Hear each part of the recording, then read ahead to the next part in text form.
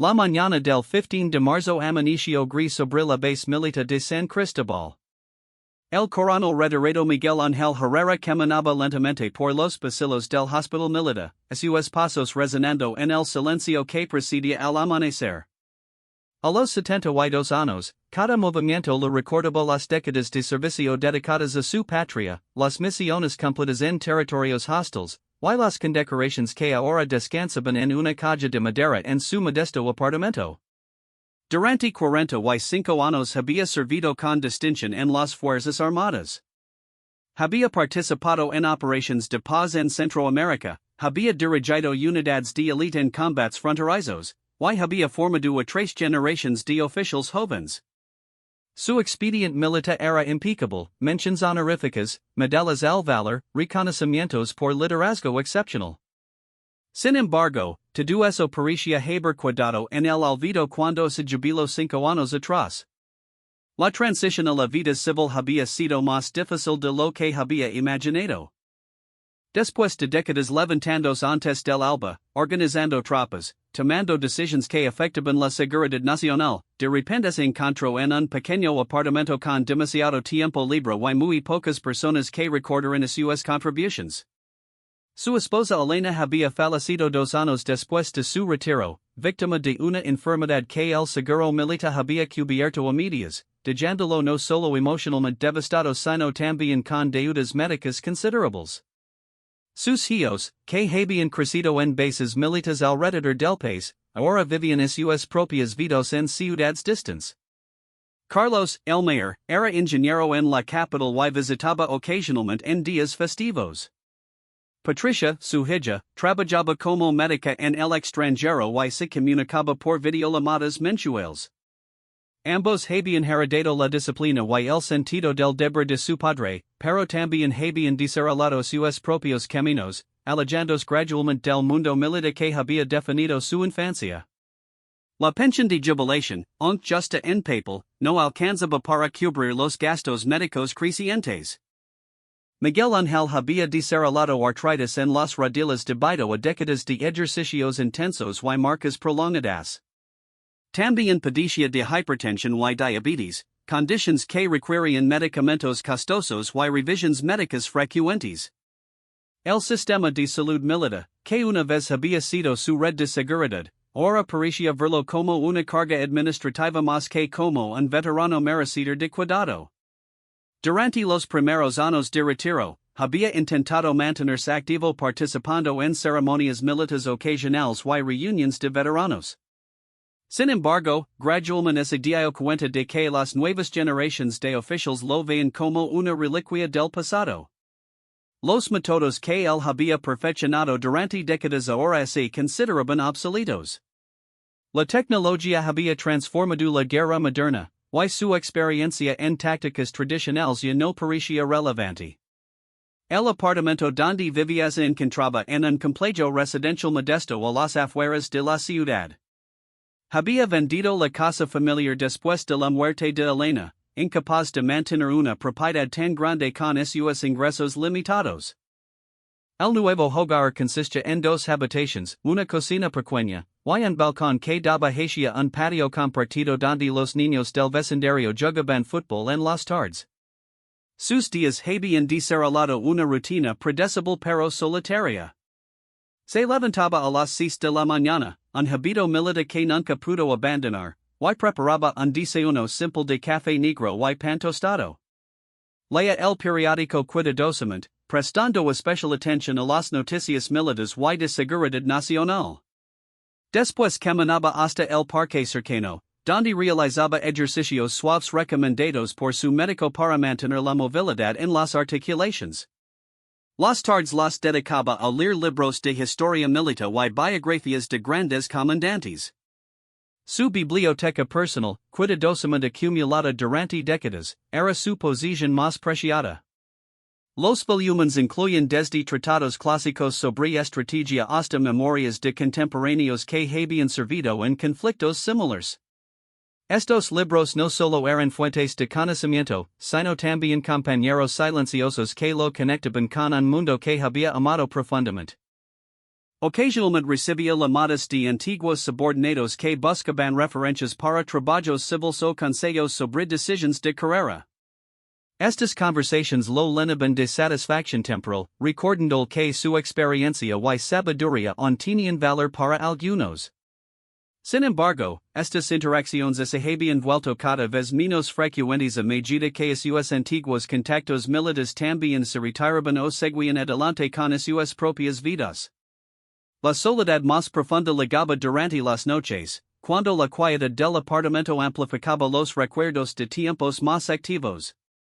Recordaba las conversaciones estratégicas en salas de guerra, las decisiones tomadas bajo presión, el peso de la responsabilidad que había llevado con orgullo durante tantos años.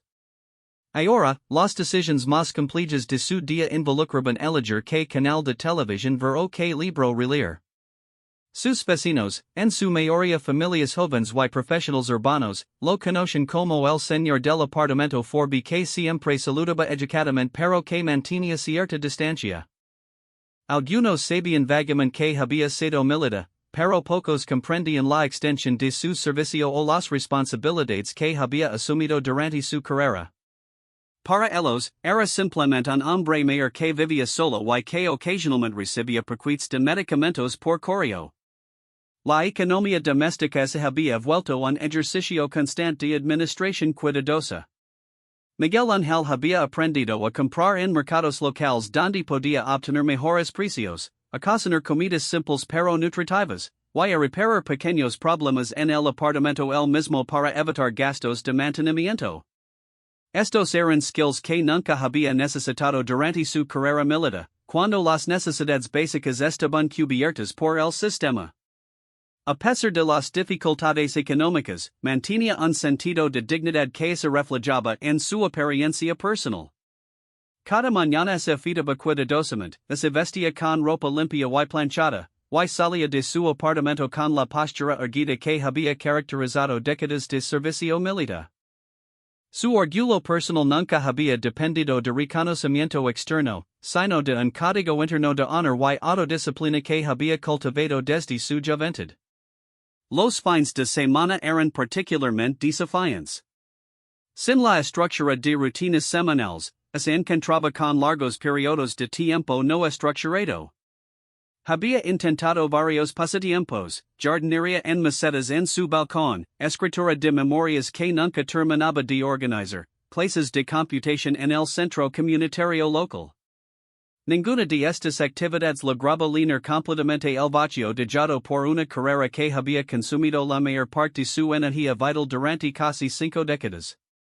La situación financiera se había complicado recientemente cuando su médico recomendó un tratamiento especializado para sus problemas articulares. El procedimiento no estaba completamente cubierto por su seguro militar, y el costo adicional representaba varios meses de su pensión. Miguel Ángel había pasado noches enteras calculando presupuestos, considerando qué gastos podía eliminar, qué medicamentos podía reducir temporalmente. Era durante una de estas noches de preocupación financiera que había tomado la decisión de contactar a algunos de sus antiguos superiores, ahora también retirados, para explorar posibilidades de trabajo consultivo o de medio tiempo. Las respuestas habían sido educadas pero desalentadoras, el mercado laboral para veteranos militares de su edad era extremadamente limitado, y la mayoría de las oportunidades requerían habilidades tecnológicas que él no poseía. La fecha del 15 de marzo había llegado sin fanfarria particular. Era un día más en una secuencia de días similares, marcado únicamente por una cita médica de rutina en el hospital militar. Miguel Ángel se había preparado como siempre, revisando sus documentos médicos, preparando una lista de preguntas para el doctor, y saliendo con tiempo suficiente para llegar puntual a pesar de su movilidad limitada. El viaje al hospital requería 2 autobuses y una caminata corta, un trayecto que le tomaba aproximadamente 1 hora y media. Durante el viaje, observaba la ciudad que había cambiado considerablemente durante los años de su retiro. Nuevos edificios, nuevos negocios, nuevas generaciones de ciudadanos que vivían vidas completamente desconectadas del servicio militar que había sido central en su propia existencia. Al llegar al hospital militar, siguió los procedimientos familiares, registró en recepción, espera en la sala designada, revisión de signos vitales por parte del personal de enfermería. El ambiente del hospital lo tranquilizaba de cierta manera, siendo uno de los pocos lugares donde un se sentía conectado con el mundo militar que había conocido. Los uniformes, los protocolos, la eficiencia organizacional lo recordaban aspectos positivos de su carrera pasada. La consulta médica había transcurrido según lo esperado. El Dr. Ramirez, un hombre considerablemente más joven que Miguel Ángel, había revisado sus estudios recientes con la eficiencia profesional característica del personal médico militar. Los resultados mostraban un deterioro gradual pero manageable de sus condiciones crónicas. Se ajustaron algunas dosis de medicamentos, se programaron estudios adicionales para el próximo mes, y se discutieron opciones de fisioterapia que podrían ayudar con la movilidad articular.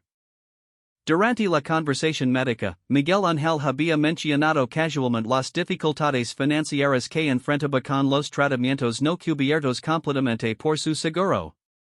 El Dr. Ramirez había escuchado con comprensión, explicando que muchos veteranos enfrentaban desafíos similares, pero que las opciones del sistema eran limitadas. Había proporcionado información sobre algunos programas de asistencia adicional, aunque con poca esperanza de que pudieran resolver completamente la situación. Después de la consulta, Miguel Ángel había decidido caminar un poco por los pasillos del hospital antes de dirigirse a la parada de autobús. Estos paseos le permiten observar la actividad cotidiana de la institución médica militar, recordando las pocas cuando él mismo había estado involucrado en la administración de facilidades similares. Los pasillos estaban llenos de actividad, personal médico realizando rondas, pacientes siendo transportados a diferentes departamentos, familias esperando noticias sobre sus seres queridos.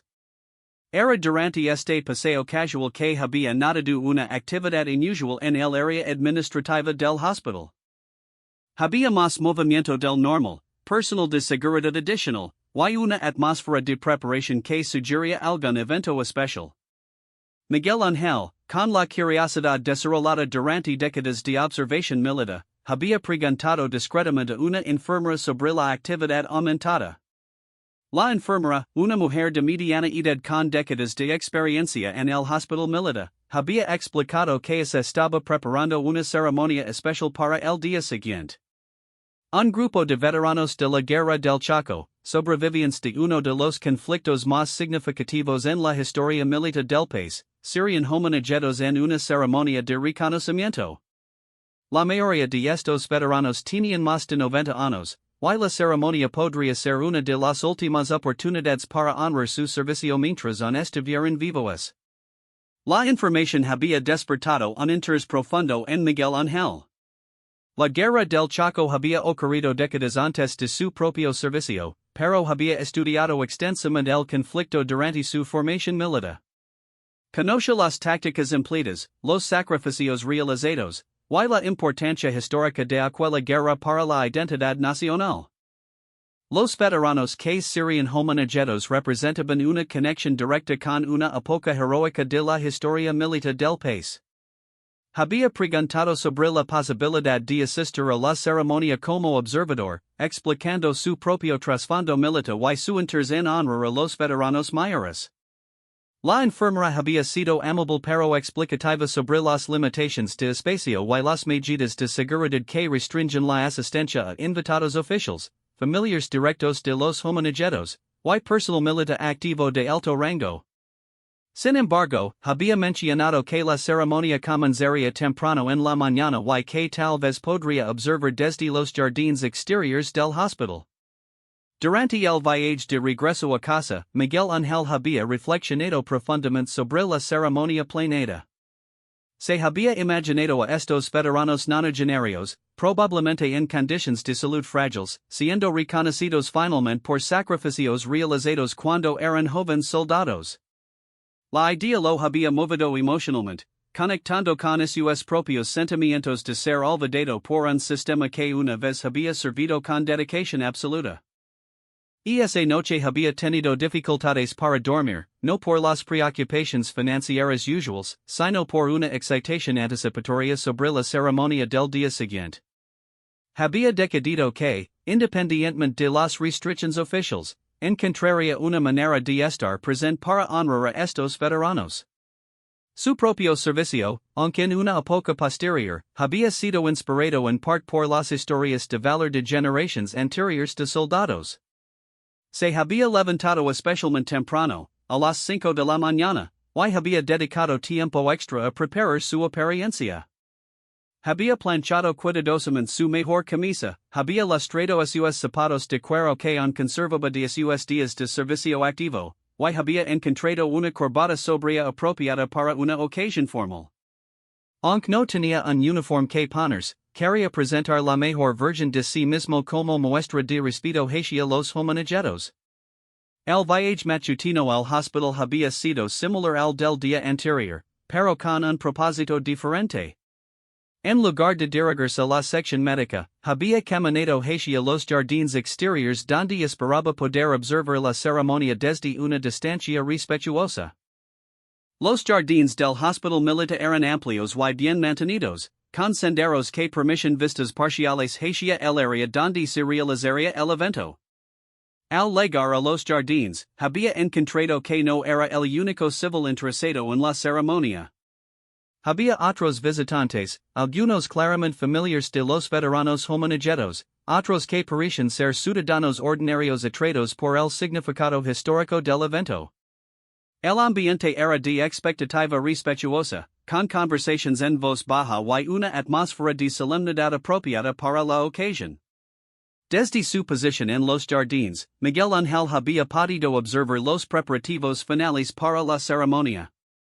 Personal militar en uniformes de gala había estado organizando el área del evento, colocando sillas, ajustando sistemas de sonido, y coordinando medidas de seguridad. La precisión y profesionalismo de estos preparativos la había recordado ceremonias similares que él mismo había organizado durante su carrera activa. Aproximadamente a las 9 de la mañana, había comenzado la llegada de los dignatarios oficiales. Vehículos militares y gubernamentales habían llegado en secuencia organizada, descargando oficiales de alto rango, funcionarios civiles, y representantes de organizaciones militares.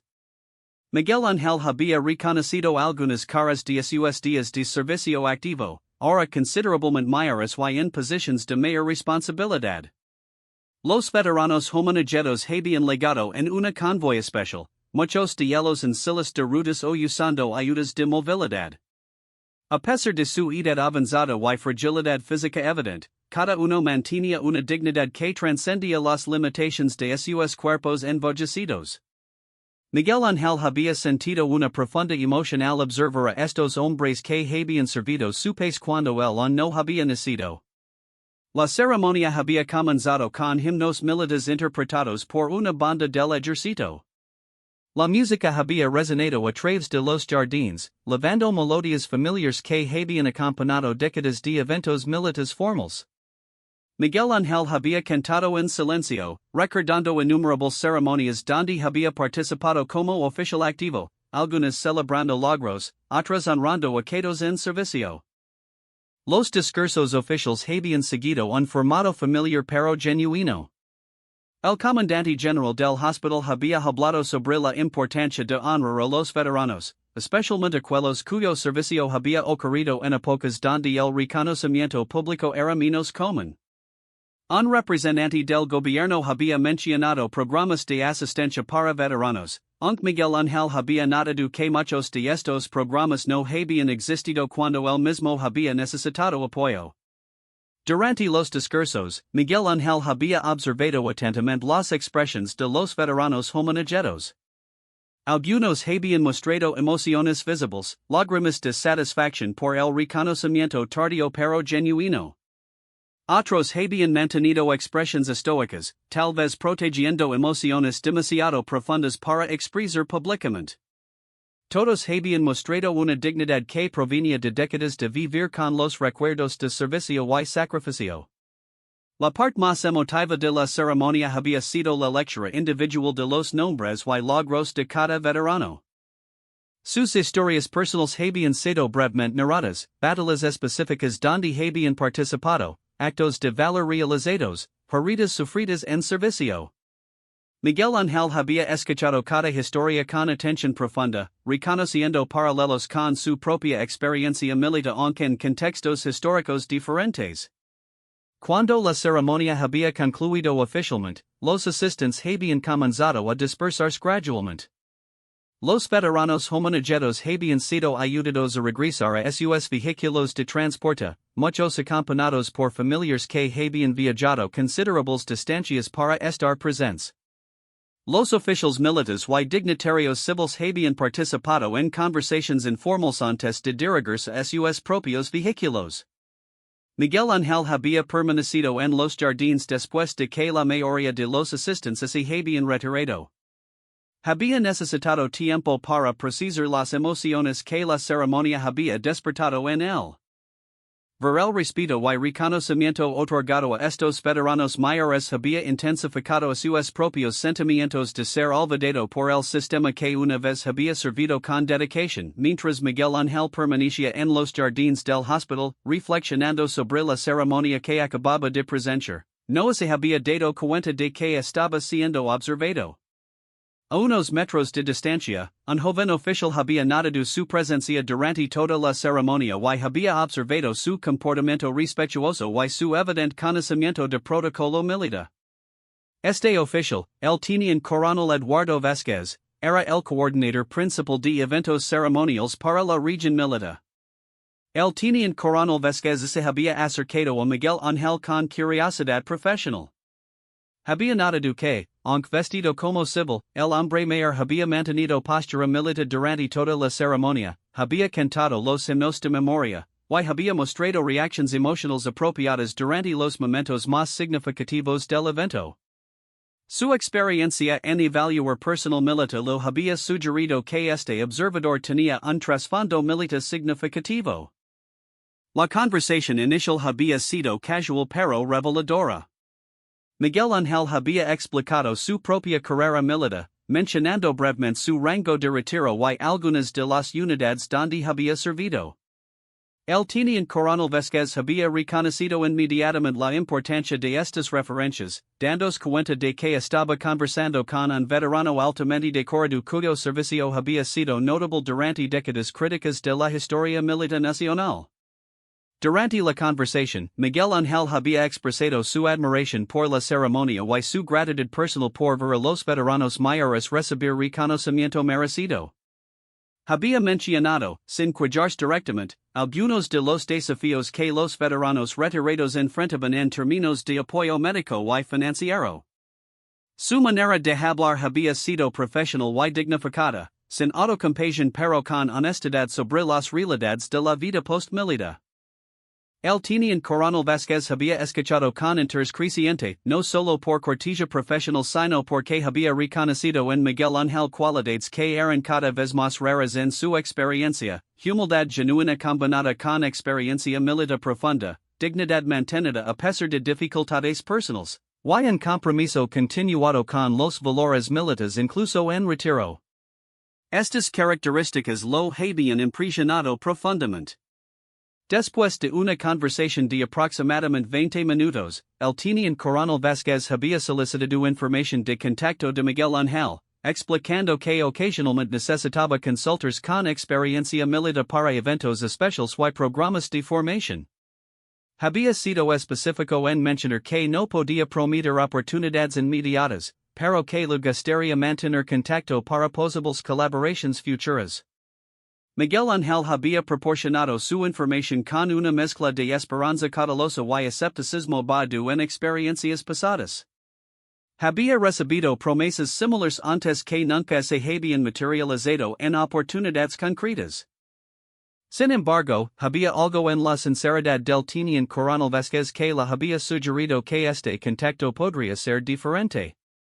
Durante las 2 semanas siguientes, Miguel Ángel había continuado con su rutina habitual pero con una expectativa subliminal sobre posible comunicación del hospital militar. No había permitido que esta esperanza afectara significativamente sus actividades diarias, pero había encontrado que revisaba su teléfono con mayor frecuencia y prestaba más atención al correo diario. La llamada había llegado un martes por la mañana, aproximadamente 10 días después de su encuentro con el teniente coronel Vázquez. La voz al otro lado del teléfono se había identificado como el asistente del coordinador de eventos ceremoniales, solicitando una reunión para discutir una posible colaboración en un proyecto especial. La reunión había sido programada para el viernes siguiente en las oficinas administrativas del Hospital Militar. Miguel Ángel había dedicado considerable tiempo a prepararse para esta reunión.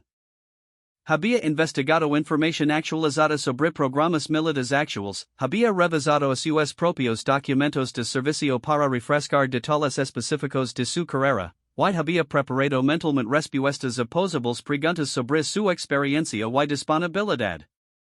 Su nivel de nerviosismo había sido similar al que había experimentado antes de entrevistas para promociones durante su carrera activa. La reunión había transcurrido en una oficina modesta pero profesional dentro del complejo administrativo del hospital. Además del teniente coronel Vázquez, habían estado presentes un mayor responsable de programas comunitarios y una civil especializada en relaciones con veteranos. El ambiente había sido formal pero amigable, con un info claro en evaluar la experiencia de Miguel Ángel y su potencial contribución a iniciativas específicas. Durante la reunión, se había discutido un programa piloto que el Hospital Militar estaba desarrollando para mejorar los servicios de transición para militares retirados. El programa requería mentores con experiencia militar significativa que pudieran proporcionar orientación y apoyo al personal militar que se preparaba para el retiro. Las responsabilidades incluían sesiones de consejería individual, participación en talleres grupales, y colaboración en el desarrollo de materiales informativos. Miguel Ángel había respondido a las preguntas con honestidad sobre su propia experiencia de transición, mencionando tanto los aspectos positivos como los desafíos que había enfrentado. Su franqueza sobre las dificultades había sido recibida positivamente, ya que los organizadores del programa buscaban mentores que pudieran relacionarse auténticamente con las experiencias de otros veteranos en transición. La discusión también había incluido aspectos prácticos como horarios, compensación, y requisitos de capacitación adicional. La compensación propuesta era modesta pero significativa para la situación financiera de Miguel Ángel, suficiente para cubrir sus medicamentos no subsidiados y proporcionar alguna seguridad económica adicional. Los horarios eran flexibles, permitiendo que continuara con sus propias citas médicas y rutinas personales. Al final de la reunión, se había acordado un periodo de prueba de 3 meses durante el cual Miguel Ángel trabajaría con un número limitado de clientes mientras recibía capacitación en técnicas modernas de consejería y orientación profesional. Si el periodo de prueba resultaba exitoso para ambas partes, se consideraría una extensión del contrato con responsabilidades expandidas. Miguel Ángel había aceptado la propuesta con gratitud genuina pero profesional. Había expresado su compromiso con contribuir efectivamente al programa y había confirmado su disponibilidad para comenzar la capacitación la semana siguiente. Su manejo de la negociación había demostrado tanto humildad como confianza en sus propias capacidades, impresionando favorablemente a los organizadores del programa. Durante el viaje de regreso a casa después de la reunión, Miguel Ángel había experimentado emociones complejas. Por primera vez en años, sentía que su experiencia y conocimiento militar tenían valor reconocido para otros.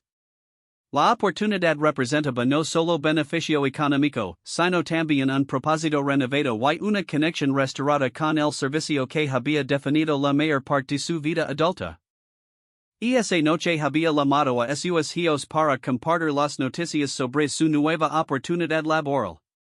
Carlos había expresado satisfacción por la mejora en las circunstancias de su padre, mientras que Patricia había mostrado entusiasmo desde su residencia en el extranjero. Ambos habían comentado que su padre parecía más energético y optimista durante la conversación telefónica que en comunicaciones recientes. La capacitación para el programa de mentores había comenzado la semana siguiente con una orientación general sobre técnicas modernas de consejería, regulations actuales para beneficios de veteranos, y recursos disponibles para militares en transición. Miguel Ángel había participado activamente en las sesiones de entrenamiento, aportando perspectivas basadas en su propia experiencia mientras aprendía enfoques contemporáneos para problemas familiares. Durante las primeras sesiones de capacitación, había conocido a otros mentores del programa, incluyendo algunos veteranos de conflictos más recientes y profesionales civiles especializados en servicios de transición. La diversidad de experiencias y perspectivas había enriquecido su comprensión de los desafíos que enfrentaban los militares modernos al retirarse del servicio activo. Su primer cliente asignado había sido un sargento mayor que se retiraría después de 25 años de servicio. Durante las sesiones iniciales, Miguel Ángel había reconocido muchas de las preocupaciones que este veterano expresaba: ansiedad sobre encontrar empleo civil, preocupaciones financieras sobre beneficios de retiro, y dificultades emocionales para imaginar una identidad más allá del servicio militar. Su capacidad para relacionarse con estas preocupaciones desde experiencia personal había establecido rápidamente una relación de confianza. Las técnicas de mentoring que Miguel Ángel había desarrollado intuitivamente habían resultado efectivas. Su enfoque combinaba escucha empática con consejo práctico, evitando tanto la condescendencia como la minimización de los desafíos reales. Su propia experiencia de transición, incluyendo los aspectos difíciles, lo había proporcionado credibilidad y perspectiva que resonaban con sus clientes. Durante el segundo mes del programa piloto, Miguel Ángel había comenzado a participar en talleres grupales donde múltiples veteranos en transición podían compartir experiencias y aprender unos de otros. Su papel en estos entornos grupales había evolucionado naturalmente hacia el de un facilitador experiente que podía guiar discusiones productivas y proporcionar contexto histórico para desafíos contemporáneos. Los supervisors del programa habían comenzado a notar la efectividad particular de Miguel Ángel como mentor. Sus evaluaciones regulares habían mostrado consistentemente que sus clientes reportaban niveles altos de satisfacción y progreso mensurable en áreas como preparación para entrevistas de trabajo, comprensión de beneficios, y adaptación emocional a la vida civil. Su estilo de mentoring había sido descrito por los clientes como profesional pero comprensivo, informativo pero no abrumador. El programa había expandido gradualmente las responsabilidades de Miguel Ángel para incluir la revisión de materiales informativos y la participación en reuniones de planificación estratégica. Sus contribuciones en estas áreas habían demostrado una comprensión profunda tanto de los sistemas militares tradicionales como de las necesidades de los veteranos modernos, proporcionando perspectivas valiosas para el desarrollo continuo del programa. Al final del periodo de prueba de 3 meses, Miguel Ángel había establecido una reputación sólida dentro del programa de mentores para veteranos. Sus evaluaciones habían sido consistentemente excelentes, y varios de sus clientes habían solicitado específicamente continuar trabajando con él en sesiones de seguimiento.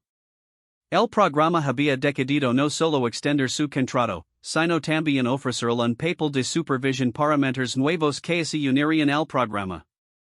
La transformación en la vida de Miguel Ángel había sido gradual pero significativa. Su situación financiera había mejorado considerablemente, permitiendo no solo cubrir sus gastos médicos sin ansiedad, sino también hacer algunas mejoras modestas a su apartamento. Había comprado una computadora nueva para mantenerse actualizado con recursos en línea para veteranos, y había renovado su pequeña biblioteca con libros contemporáneos sobre transición militar y desarrollo profesional. Más importante que las mejoras materiales había sido la renovación de su sentido de propósito y relevancia. Cada día de trabajo le proporcionaba oportunidades para utilizar décadas de experiencia y sabiduría acumuladas de maneras que beneficiaban directamente a otros veteranos. Sus clientes frecuentemente expresaban gratitud no solo por el consejo práctico que recibían, sino también por la validación de sus experiencias militares y la comprensión profunda de los desafíos de transición. El programa había expandido considerablemente durante el primer año de participación de Miguel Ángel. El éxito inicial había atraído financiamiento adicional del gobierno y apoyo de organizaciones privadas dedicadas a servicios para veteranos. Miguel Ángel había participado en la planificación de esta expansión, aportando perspectivas sobre qué servicios serían más beneficiosos y cómo estructurar el programa para maximizar su efectividad. Su nuevo papel de supervisión requería que capacitara a mentores nuevos, muchos de los cuales eran veteranos más jóvenes de conflictos recientes. Estos mentores traían experiencias diferentes de guerra moderna y tecnología militar avanzada, mientras que Miguel Ángel aportaba perspectivas de liderazgo tradicional y gestión de personal que trascendían generaciones. La combinación había resultado en un programa más robusto y comprensivo. Durante el segundo año del programa, Miguel Ángel había sido invitado a participar en conferencias regionales sobre servicios para veteranos. Sus presentaciones sobre técnicas efectivas de mentoring y las necesidades especiales de veteranos en transición habían sido bien recibidas por profesionales de todo el país. Estas oportunidades de hablar en público habían renovado su confianza personal y habían expandido su red de contactos profesionales en el campo de servicios para veteranos. La relación con sus hijos también había mejorado significativamente. Carlos había visitado con mayor frecuencia, trayendo a sus propios hijos para que conocieran mejor a su abuelo. Patricia había coordinado visitas durante sus vacaciones del extranjero, y sus conversaciones telefónicas habían evolucionado más allá de verificaciones de bienestar hacia discusiones sustantivas sobre el trabajo de Miguel Ángel y sus propias carreras profesionales. En el apartamento, Miguel Ángel había establecido un espacio de oficina pequeño pero funcional donde podía preparar materiales para sesiones de mentoring, revisar casos de clientes, y continuar su propia educación sobre recursos contemporáneos para veteranos. Este espacio había simbolizado la transformación de su retiro de un periodo de declive hacia una nueva fase de contribución activa y crecimiento personal. Sus relaciones con vecinos también habían cambiado sutilmente. Ya no era simplemente el hombre mayor del apartamento 4B, sino alguien que salía regularmente para trabajo importante, que recibía llamadas profesionales, y que participaba activamente en la comunidad. Algunos vecinos habían comenzado a consultarlo sobre familiares que servían en las fuerzas armadas o que consideraban carreras militares. El programa había alcanzado un hito significativo al final del segundo año cuando se había documentado que más del 80% de los veteranos que participaban encontraban empleo civil estable dentro de 6 meses de completar el programa. Miguel Ángel había contribuido directamente a este éxito, habiendo trabajado personalmente con más de 50 veteranos durante este periodo y habiendo supervisado el entrenamiento de una docena de mentores adicionales. Reconociendo la efectividad del programa y la contribución particular de Miguel Ángel, el Hospital Militar había organizado una ceremonia especial de reconocimiento. La ceremonia había sido planificada por el mismo teniente coronel Vázquez que había iniciado el contacto con Miguel Ángel 2 años antes, pero que ahora había sido promovido a coronel y transferido a responsabilidades regionales más amplias. La ceremonia de reconocimiento había sido programada para un viernes por la mañana en el mismo salón donde había tenido lugar la ceremonia para los veteranos de la Guerra del Chaco que había inspirado inicialmente el encuentro entre Miguel Ángel y el personal del hospital. La simetría de esta ubicación no había sido coincidental, había sido seleccionada específicamente para honrar la continuidad del servicio militar a través de generaciones. Los preparativos para la ceremonia habían incluido invitaciones a dignatarios locales, representantes de organizaciones de veteranos, y muchos de los veteranos que habían participado en el programa de mentoring. Miguel Ángel había sido informado sobre la ceremonia pero no sobre los detalles específicos de lo que sería reconocido, creando una atmósfera de anticipación respetuosa. El día de la ceremonia, Miguel Ángel había seguido a sus rutinas habituales de preparación cuidadosa, vistiéndose formalmente y llegando al hospital militar con tiempo suficiente para saludar a colegas y participantes del programa. Sin embargo, al llegar había descubierto que los organizadores habían preparado algo completamente inesperado, una escolta de honor militar completa para acompañarlo desde la entrada del hospital hasta el salón de ceremonias. La Guardia de Honor consiste en soldados en uniformes de gala, representando diferentes ramas de las fuerzas armadas. Habían estado esperando su llegada en formación ceremonial, con armas ceremoniales y decoraciones completas. Álvaro Miguel Ángel acercarse, habían ejecutado movimientos de honor militar tradicionales, presentando armas y adoptando posiciones de respeto máximo. Miguel Ángel había quedado inicialmente sorprendido y emocionado por esta demostración inesperada de respeto militar formal. Durante décadas de servicio activo, había participado en ceremonias similares honrando a otros, pero nunca había sido el recipiente de tal honor ceremonial. La precisión y solemnidad de la Guardia de Honor había representado el reconocimiento institucional más alto que podía recibir de las Fuerzas Armadas. La precisión desde la entrada hasta el salón había sido lenta y digna, permitiendo que personal del hospital, pacientes, y visitantes presenciaran la honra siendo otorgada. Miguel Ángel había caminado con la postura militar erecta que nunca había abandonado completamente, pero ahora reforzada por el orgullo genuino y la validación de décadas de servicio y contribución continuada. Dentro del salón de ceremonias, una audiencia de aproximadamente 200 personas había estado esperando, incluyendo muchas caras familiares del programa de mentoring, colegas del hospital militar, y representantes de organizaciones comunitarias. Sus hijos Carlos y Patricia también habían estado presentes, habiendo viajado específicamente para la ceremonia después de ser contactados secretamente por los organizadores. La ceremonia había comenzado con himnos militares, seguidos por discursos de reconocimiento que detallaban las contribuciones específicas de Miguel Ángel al programa de mentors y su impacto medible en las vidas de veteranos en transición. Los números presentados habían sido impresionantes, más de 70 veteranos directamente asistidos, docenas de mentors entrenados, y un programa que había expandido para servir a toda la región. El momento culminante de la ceremonia había sido la presentación de una medalla especial de reconocimiento por servicio distinguido en programas de veteranos, acompañada por una proclamación oficial que documentaba sus contribuciones y establecía un reconocimiento permanente de su trabajo. La medalla había sido presentada por el comandante regional, quien había hecho el viaje específicamente para esta ceremonia. Durante su discurso de aceptación, Miguel Ángel había hablado brevemente sobre la importancia del servicio continuado después del retiro militar formal, y había expresado gratitud por la oportunidad de contribuir al bienestar de otros veteranos. Su discurso había sido modesto pero elocuente, reflejando décadas de experiencia en comunicación militar formal mientras transmitiendo emoción genuina por el reconocimiento recibido. Después de la ceremonia formal, había habido una recepción donde Miguel Ángel había tenido oportunidades de interactuar personalmente con muchos de los asistentes. Varios de sus antiguos clientes del programa de mentoring habían expresado gratitud específica por el impacto que había tenido en sus propias transiciones exitosas.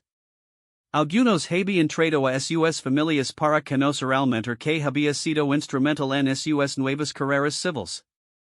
La cobertura de prensa local de la ceremonia había resultado en artículos periodísticos sobre el programa de mentors y el papel de Miguel Ángel en su desarrollo.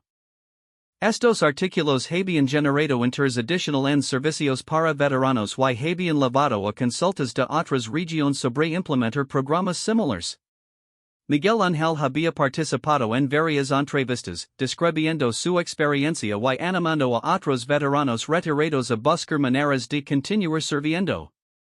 En las semanas siguientes a la ceremonia, Miguel Ángel había recibido comunicaciones de veteranos de otras regiones que habían leído sobre su trabajo y buscaban consejos sobre establecer programas similares. Su papel había evolucionado hacia consultoría más amplia sobre servicios de transición para veteranos, expandiendo su influencia más allá de su región inmediata. La transformación completa de su situación personal había sido notable. Desde un veterano retirado que luchaba con dificultades financieras y aislamiento social, había evolucionado hacia una figura respetada en servicios comunitarios para veteranos con influencia regional y reconocimiento institucional. Su propia experiencia de transición difícil había sido transformada en experiencia valiosa que beneficiaba a cientos de otros veteranos. Su apartamento ahora servía no solo como residencia personal, sino también como oficina informal donde continuaba desarrollando recursos para el programa de mentores. Había establecido una biblioteca especializada de material sobre transición militar que prestaba a otros mentores y veteranos. Su espacio de vida había sido transformado de un lugar de retiro solitario hacia un centro de actividad productiva y servicio continuado. La relación renovada con sus hijos había florecido en direcciones inesperadas. Carlos había comenzado a involucrar a su propio hijo en actividades con su abuelo, creando oportunidades para que Miguel Ángel transmitiera valores militares y historias familiares a una nueva generación. Patricia había comenzado a consultar con su padre sobre aspectos de su trabajo médico que involucraban veteranos, reconociendo su experiencia en esta población especial. Al reflexionar sobre su situación actual, Miguel Ángel reconoce que el encuentro casual en los jardines del hospital militar había catalizado una transformación que había restaurado no solo su estabilidad financiera, sino también su sentido de dignidad, propósito, y conexión con la comunidad militar más amplia. Su historia había evolucionado de olvido hacia reconocimiento, de aislamiento hacia integración activa en servicio continuado. El programa de mentores había establecido una fundación sólida para expansión futura, con Miguel Ángel sirviendo como mentor principal y supervisor de entrenamiento. Su experiencia había demostrado que la transición militar exitosa no terminaba con el retiro formal, sino que podía evolucionar hacia nuevas formas de servicio que utilizaran décadas de experiencia acumulada para beneficiar a otros. La ceremonia de la Guardia de Honor había simbolizado no solo reconocimiento personal, sino también validación del concepto de que todos los veteranos merecen respeto y tenían contribuciones valiosas que hacer a sus comunidades, independientemente de su edad o circunstancias económicas.